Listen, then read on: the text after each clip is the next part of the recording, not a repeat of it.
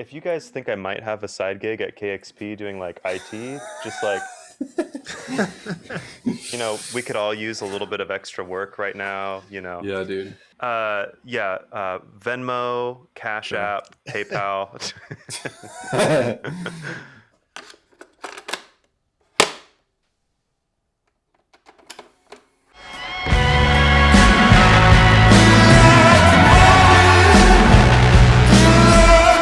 Hello everyone, this is the show Isolated Tracks, produced by Justin Wilmore for KEXP's YouTube channel, and Julian Martlew. I'm one of KEXP's live and production engineers, and today we are talking with Daniel Lyon of Spirit Award and his producer engineer Trevor Spencer about the song Unlock the Door from their latest Lunatic House, which is going to come out on nonprofit label Share It Music. You can check the link in the description below to watch the whole video either before or after you watch this. All right, let's get into the song. Hi Daniel, hi Trevor, how are you guys? Hey, doing well. Thanks for having us. Yeah, man, this is a wonderful thing. This record sounds fantastic. Thank you. So, let's talk about this song, Unlock the Door. Yeah, for this song there was a demo. It was pretty bare bones. I mean, it had a lot of the components there, but I think I also was still figuring out where to go with it. So that was the thing. I wanted to take it in the studio and like kind of work it out a little bit with James and have, Trevor's input as a producer to, where we should kind of take it. Mm-hmm. Yeah, the demo process of this record, I think is worth getting into slightly, just because, Dan had a lot of really great demos. Some of them were like videos of him like playing drums over a loop in his practice space. Can we listen to some of that demo? Yeah, so this is the demo that we started with, and after we listen to it for a little bit here, we can go into some of the similar sounds that we were trying to go for from this demo. Let's see here.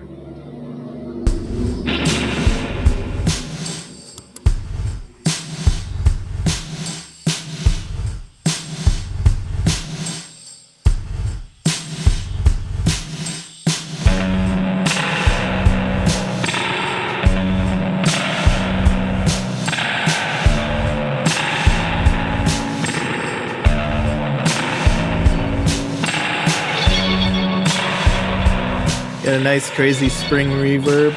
Mm-hmm.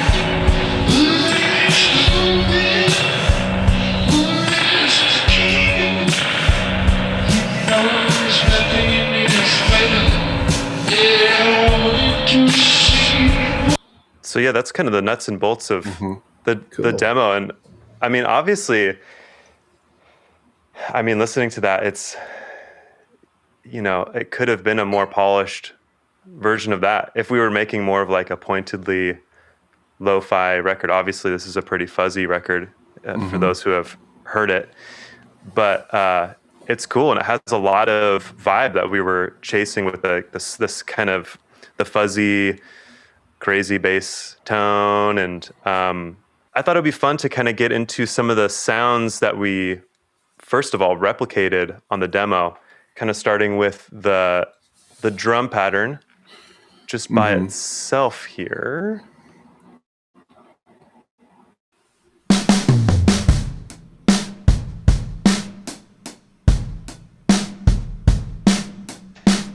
Nothing too crazy going on yet. But when we add in this reverb is when we get some serious vibe cooking, because that's about as loud as the drums are. So we ended up, you can see it's labeled PCM Rev for PCM Reverse. Yeah, so this sound, which we should just listen to by itself for a second, because it's pretty cool, is a patch on the Lexicon PCM 80 that we modified. It's kind of a favorite of mine. It's cool. I don't know. It's very unique, and there's obviously a lot of plugins happening on it. We're crunching it up on the decapitator, which is, something you'll see all over these sessions. Lot of extra compression happening on it. This is kind of cool. Wow, I mean, this is the first time I've looked at this in a while, but there's a multi-band compressor that is boosting the high end, but then when there's transient, it's kind of cutting it down. So it's kind of maybe getting a little bit more air on the decay of the reverb. It's pretty rad. And something is maybe sidechained too to this. Couldn't tell you, but a very cool sound. Yes. In my humble opinion. And James added those tasty, like real lazy fills. Yeah, totally. Yeah. And that's, we gotta, just shout out our friend James Barone, who's, not only a cool hang in the studio, but a great drummer who helped us along the way too with sounds. And I mean, there's a theme of this record of, I think, maybe other people pushing me, but everybody kind of pushing each other to get more psychedelic, more crunchy, just to try and make things more unique. Maybe we should listen to this bass now, because that's kind of, that's also sort of the song. So this is it by itself. And if I remember correctly, this is kind of a cheap Hofner bass. Yep. With a... It's this one, actually. It's back here. There it is.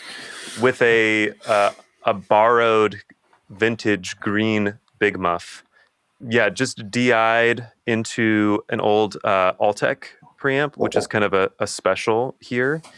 And probably some pretty extreme EQing and one or two compressors on the end. So let's just check out what that sounds like by itself. We might have also been going through the space echo coming in a little bit. Let's just see what it sounds like. A little bit of craziness at the top there. Yeah.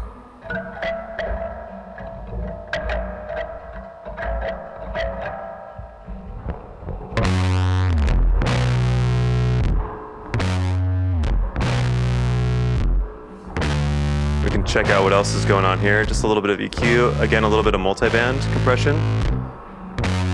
Ah, man, it's not really doing much though, if it's doing anything. So that most of that compression is just on the way in. Yeah, little top boost for the mix. And then we also added another favorite of this record, the Echo Boy. The best boy.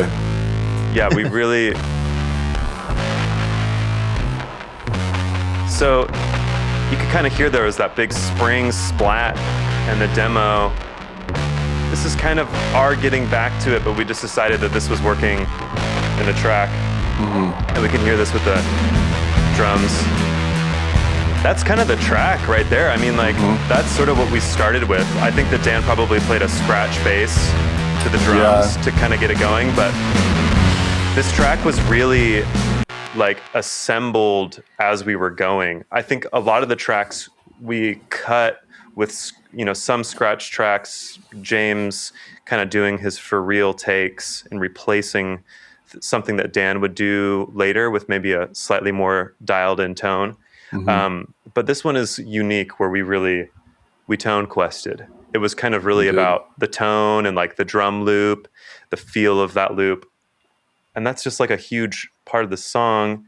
And then we can kind of maybe hear the vocal too, which is the final part of the demo. I'll just solo that real quick.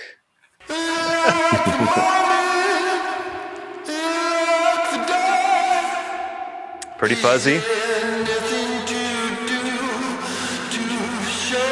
See the Echo Boy a lot? For the real nerds out there, got some tweaking on the width and offset to kind of get more of a stereo vibe. A lot of Sound Toys stuff, little plate. So, I mean, for all the software that's going on too, though, we started with, it's fun to listen to a lot of the distortion that's happening on the vocal, which is also another Sound Toys thing. just a really great one. I mean, I think that a lot of the demo kind of stuff was like a distortion pedal, more or less, on the vocals. And we ended up using this a lot because this, the Devil Lock kind of does that. It kind of just sounds like a distortion pedal. And you can hear, even though we recorded the vocals kind of fuzzy, we'll take it off and you can hear it.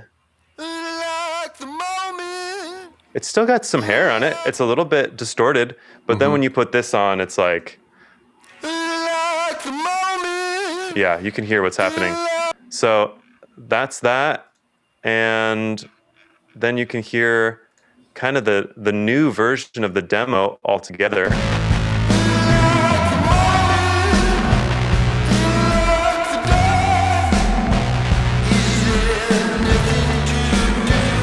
It's pretty rad. And then we would be remiss to leave out our friends, the guitars here. We can hear what those sound like too. Still got some of that Pog vibe, but it's a little bit more, dare I say, hi-fi, slightly. A little warmer. Yeah. And that's kind of rebuilding the demo, which is sort of how we started out the track. Is there two guitars? Did we do a double on this? Yeah, there's a stereo. So I think a lot of the stereo stuff, we would just switch out a guitar and more or less use the same chain of pedals and amps and mics. And there was a little bit, you might be thinking of our friend Sky, because we did use a Jazz Master of his. I think that's what we used. Yeah, the second guitar on this was the Jazz Master. There's kind of a lot of, you'll just hear, if we listen to this by itself, like just kind of slight tonal differences between the left and the right ones.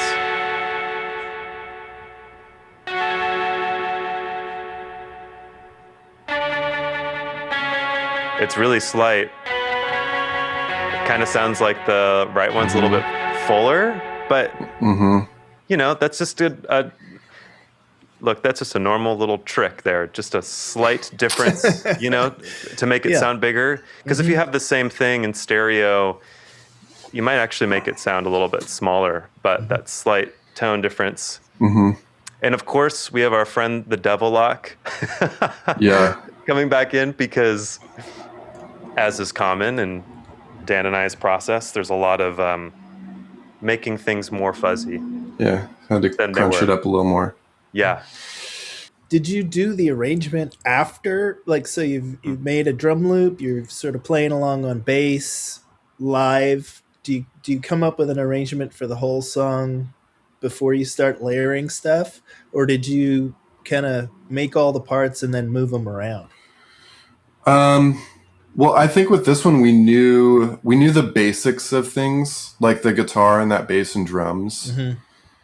So I think we kind of had arrangement. I think we ended up adding another chorus to it, because I think before it was just kind of more linear. That kind of gets us into one of the final key ingredients of this song, which is this vocal synth loop that Dan made, because this is just like one of those studio moments where we're just all really excited. I think Dan took home the rough mix and he added this vocal synth thing on top of the intro, which is this sound here. Let's get the whole thing going.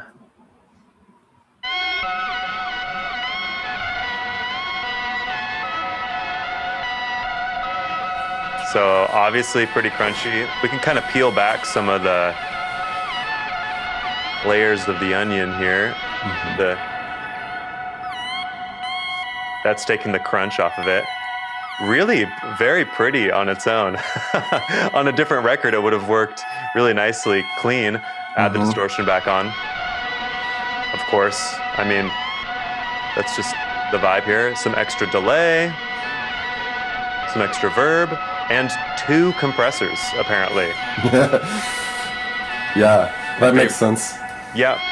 So once we kind of went, I remember going back and forth on this a little bit, because we were like, oh, is this like, it just seemed like it was obviously a really exciting sound, but we were like, is this like you know, really the vibe of this record to have like this, like kind of like, you know, upshifted vocal synth thing. It kind of reminded me of like something that, you know, Kanye would do with like a old record, you know, or something.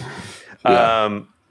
And then we ended up liking it so much that we ended up extending. It became such a part of the song where we extended the song. So you can hear here after this last chorus, it rides out. Oops, here we go.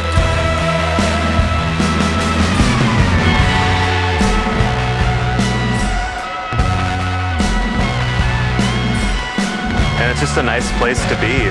So made a last minute edit to the song and extended the whole thing. Yeah. That's how the song ends. So that was kind of a cool, you know, I think to us it was so cool before, and that made it even cooler. So do you want to hear a couple other sounds that are happening? Heck yeah. There's a few fun things, a little bit of tambourine, jingle bells, kind of a 'tis the season sort of vibe, and some and some reverse AKG BX reverb, another friend of this record. So this goes like the whole song, I think. Yeah. That's just a little tidbit. Nice Anyways. little snap. Yeah, you can see that's looped, and you know, of course it's reversed because, like I said, we were, you know, trying to be as psychedelic as possible. Another kind of fun psychedelic sound here is, this is one that I think that Dan, at a certain point, I let Dan borrow a few things, go home and, you know, bedroom out a little bit. And this is one of those things with the Mellotron. Let's see here.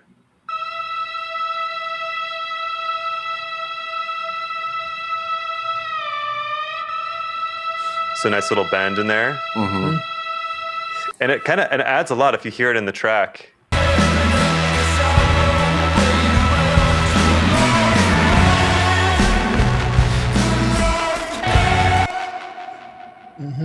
It's a nice vibe. Yeah. It's cool because the song has sort of a minimal arrangement. The other thing we haven't really listened to by itself are these guitars, maybe in the chorus. And maybe it's just this one? Yeah, I mean... Is it? Okay. Yeah, just this one. And, it's just kind of and then there's doubled vocals in the chorus here, too. Obviously, there's going to be a lot of delay and stuff.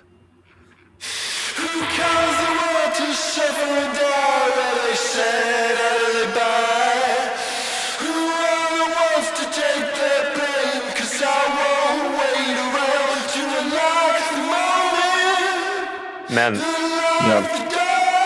you know, the vocal sounds on this record, like, it was such a balance of just like leaving that little bit of articulation so you could hear what Dan was saying. It was really fun to dial in that. I mean, we probably spent more time on that in the mix than we did anything else. And then, so once you have all the parts, what's your approach for mixing? Are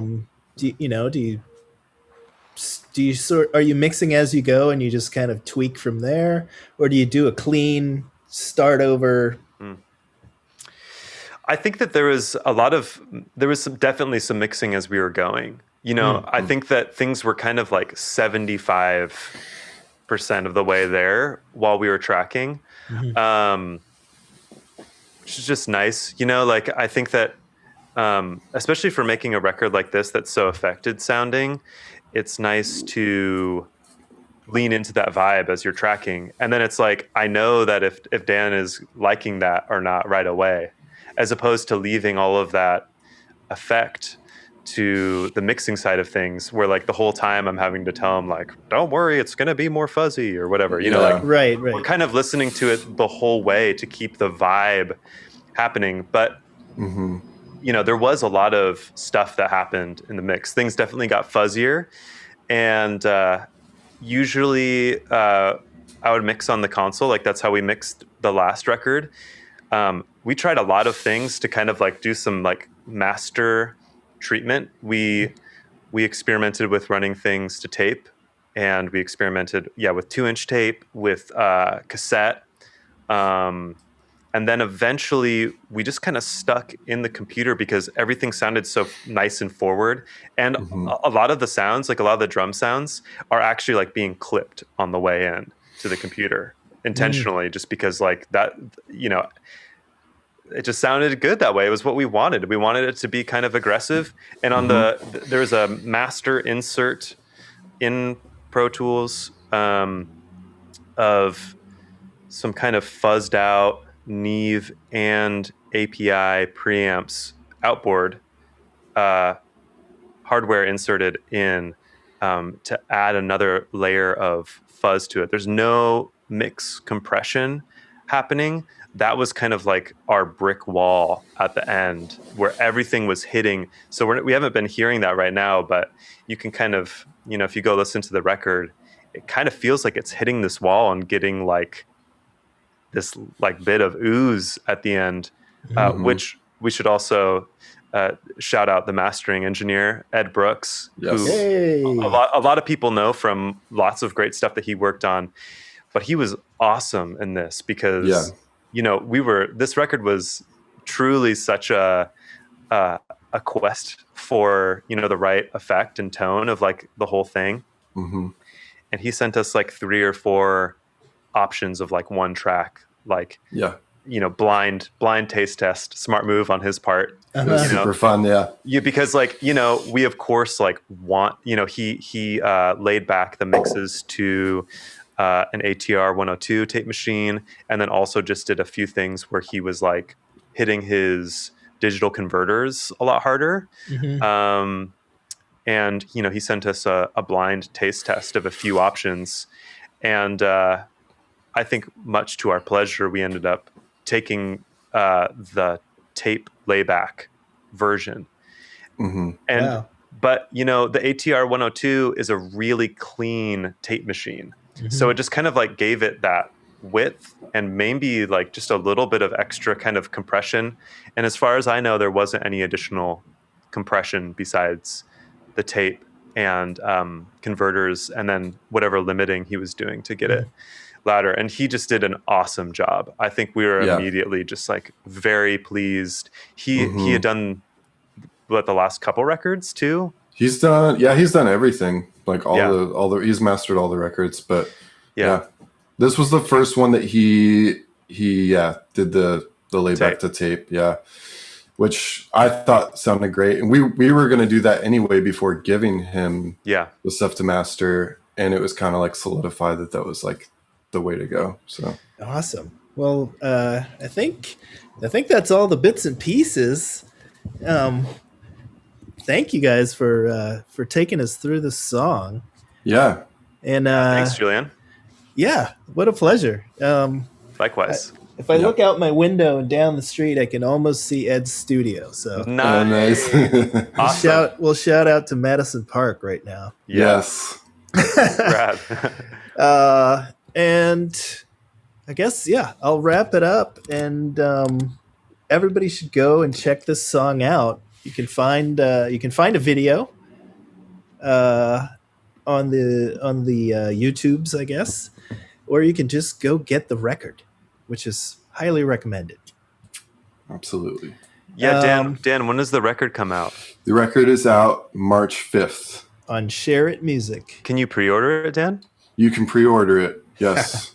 You can pre-order on our Bandcamp now. That's awesome. All right, well, like I said at the very beginning, this is Isolated Tracks. This has been Isolated Tracks. And we've been talking with Daniel Lyon of Spirit Award and Trevor Spencer, the producer and engineer. The song is Unlock the Door. The album will be Lunatic House. And, this is where I say, Justin, come out of your hole. There he is. Nice. There's our guy. Discover new music at listener-powered KEXP.org.